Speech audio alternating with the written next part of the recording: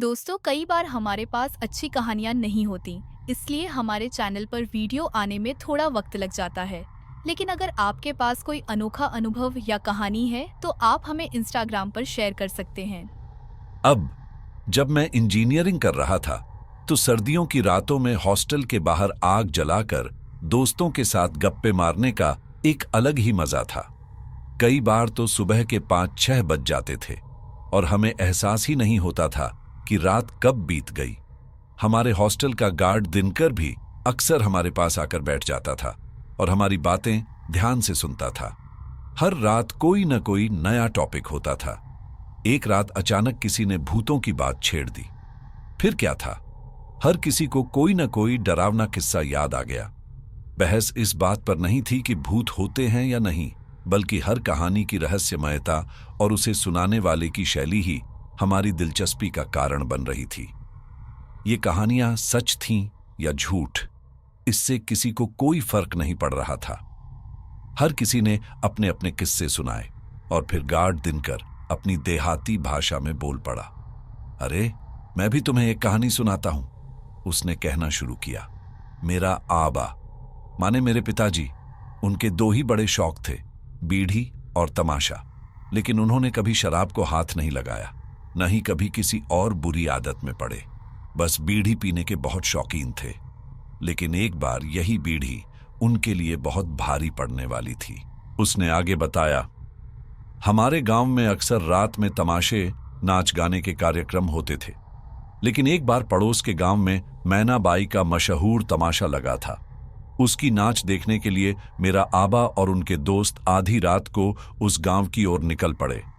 आबा और उनके दोस्त वहां पहुंचे, धुआंधार नाचे, तालियों की गड़गड़ाहट में खो गए और गर्मजोशी से रात भर तमाशा एंजॉय किया। आधी रात का समय था और रास्ते में कहीं कहीं गांव के खेतों की पगडंडियां दिख रही थीं। नाच गाने की मस्ती अब थकान में बदल चुकी थी। दोनों दोस्त इतनी देर तक झूम चुके थे कि अब पैर जवाब देने लगे थे। उन्होंने गांव लौटने का रास्ता पकड़ा, लेकिन थके हारे लटपटाते हुए बैल की तरह घिसटते चले जा रहे थे। रात गहरी थी और सफर लंबा। तभी अचानक आबा को बीड़ी की तलब लग गई। आबा उन लोगों में से था जिनके लिए बीड़ी किसी नशे से कम नहीं थी। जेबें टटोली, लेकिन सब खाली। न बीड़ी मिली न माचिस।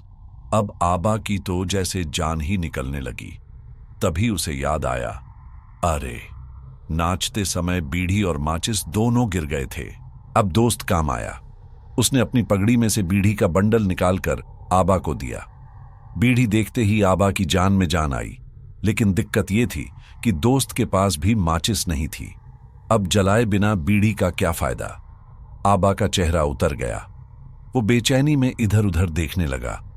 तभी उसे दूर एक हल्की रोशनी दिखी। अरे, वहां आग जल रही है। आबा ने दोस्त को इशारा किया और दोनों उस ओर बढ़ने लगे। जब पास पहुंचे तो देखा कि सच में एक जलती हुई आग थी। आबा ने झटपट बीड़ी निकाली और चिंगारी से सुलगा ली। फिर कश पर कश मारते हुए उसने दोस्त को भी इशारा किया। दोस्त ने भी बीड़ी जलाई और दोनों वहीं बैठकर बीड़ी के मजे लेने लगे।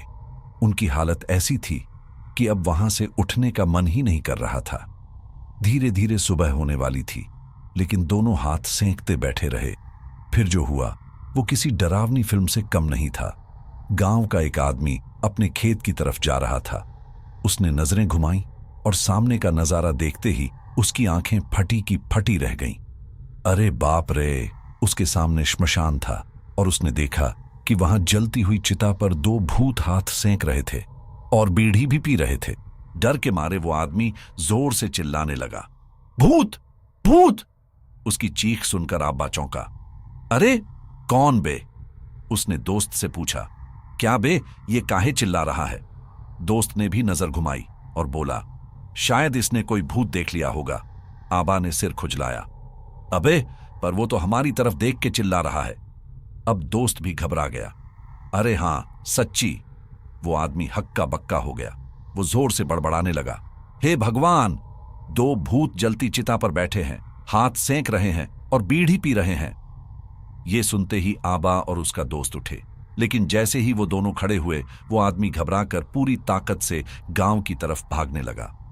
भूत है रे भूत, बचाओ। अब तो गजब हो गया। आबा और दोस्त भी उसकी ओर भागे। अबे सुन तो सही। लेकिन वो आदमी बदहवास होकर पूरे गांव में चिल्लाने लगा। दो भूत चिता पर हाथ सेंक रहे थे, बीड़ी पी रहे थे, बचाओ।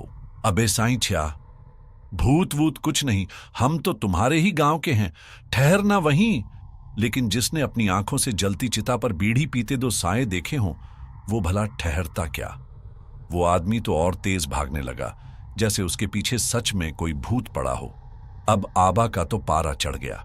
उसने पूरी ताकत से गरजते हुए चिल्लाया, अबे ठहर, नहीं तो पत्थर ही मारूंगा। आबा की गहरी आवाज सुनकर भी वो आदमी नहीं रुका, उल्टा और तेज दौड़ा और देखते ही देखते गायब हो गया। आबा और उसका दोस्त भी उसकी दौड़ देख हैरान रह गए। कुछ देर तक वे यूं ही खड़े रहे, फिर आखिरकार उन्होंने भी उसका पीछा छोड़ दिया और अपने घर की तरफ चल पड़े। जब तक दोनों घर पहुंचे, पूरा दिन निकल चुका था। आबा सीधा खाट पर गिरा और बैलों की तरह खर्राटे मारते हुए सो गया। दोपहर के खाने के समय जाकर किसी तरह उठा, 2 निवाले खाएं और पान खाने बैठा ही था कि बाबिया उससे मिलने आया। आबा ने बाबिया को देखते ही कहा, बाबिया, क्या बीड़ी जलाऊं? बाबिया ने सिर हिलाया और कहा, अरे हाँ रे, जला।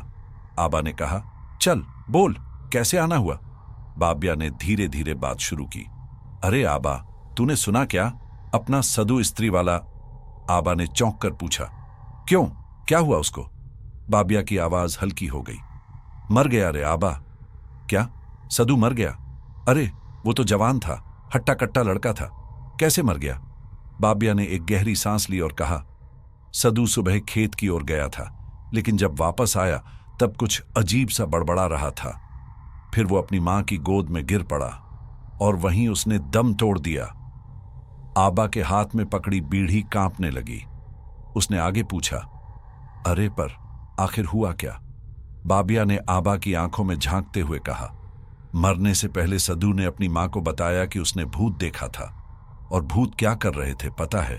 भूत जलती चिता पर हाथ सेंक रहे थे और बीड़ी पी रहे थे। फिर वो उसके पीछे भागे और बोले कि उसके सिर पर पत्थर मार देंगे। ये सुनते ही आबा के हाथ से बीड़ी गिर पड़ी।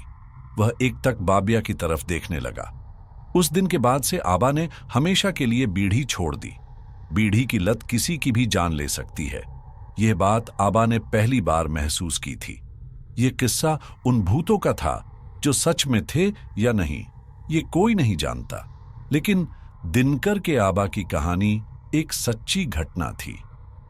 मित्रों, आज की कहानी कुछ हटकर थी। उम्मीद है आपको पसंद आई होगी। अगर आपको ये कहानी अच्छी लगी तो लाइक करें, शेयर करें और चैनल को सब्सक्राइब करना न भूलें। और हाँ, अगर आपके पास भी कोई अनोखा किस्सा या दिलचस्प अनुभव है तो हमें इंस्टाग्राम पर शेयर करें।